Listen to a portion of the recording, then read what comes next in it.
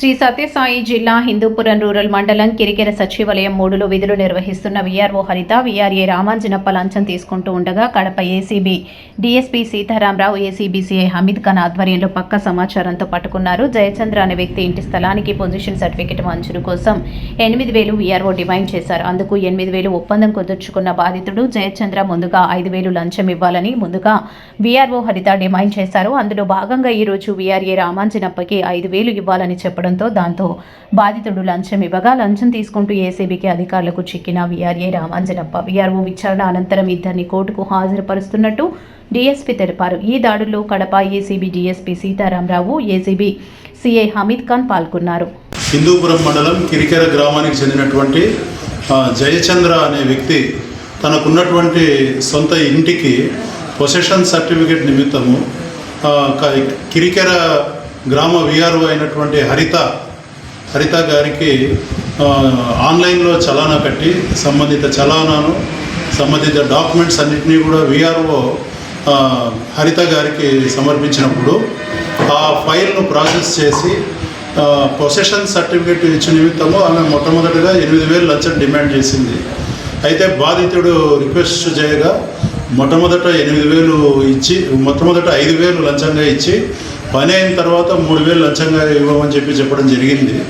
అయితే లంచం ఇవ్వడం ఇష్టం లేనటువంటి బాధితుడు జయచంద్ర అనంతపూర్ ఏసీబీ వారిని సంప్రదించగా కడప ఏసీబీ డిఎస్పీగా ఉన్నటువంటి నన్ను అనంతపూర్ ఏసీబీ డిఎస్పీ గారు లేనందువల్ల ఉన్నతాధికారులు ఈ కేసు నిమిత్తం నన్ను డిప్యూట్ చేయడంతో ఈ కేసును జయచంద్ర ఇచ్చినటువంటి ఫిర్యాదు మేరకు కేసును వీఆర్ఓ హరిత గారి మీద కేసును రిజిస్టర్ చేయడం జరిగింది.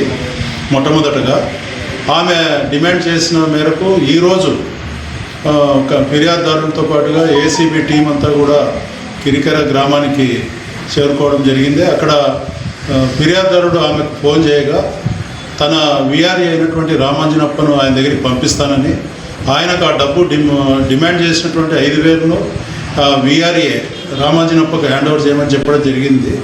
సో దాంతో హిందూపూర్ అవుట్స్కట్స్లో ఉన్నటువంటి లయోలా హై స్కూల్ దగ్గర రామాంజనప్ప ఫిర్యాదుదారుడైనటువంటి జయచంద్రని అక్కడికి రమ్మని చెప్పి అక్కడ లంచం డబ్బులు 5,000 హరిత గారి తరపున వీఆర్ఓ హరిత గారి తరపున రామాంజనప్ప తీసుకుంటూ ఉండగా ఏసీబీ అధికారులమైనటువంటి మేము మొట్టమొదట రామాంజనప్పను రెడ్ హ్యాండెడ్గా పట్టుకోవడం జరిగింది. ఆ తర్వాత సచివాలయంలో తన ఆఫీస్ రూమ్లో ఉన్నటువంటి హరిత వీఆర్ఓ గారిని కూడా మేము స్వాధీనంలోకి తీసుకోవడం జరిగింది.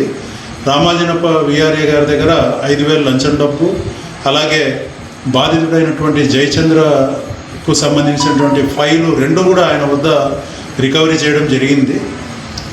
ఇప్పుడు కేసు రామాంజనప్ప మీద కూడా కేసు రిజిస్టర్ చేయడం జరిగింది. ఆ లంచం డబ్బులను తీసుకోవడము, వీఆర్ఓ గారికి ఈ కేసులో సహకరించడము, ఇవన్నీ చేసినందుకు వీఆర్ఏ రామాంజనప్పని కూడా కేసులో ముద్దాయిగా చేర్చడం జరిగింది.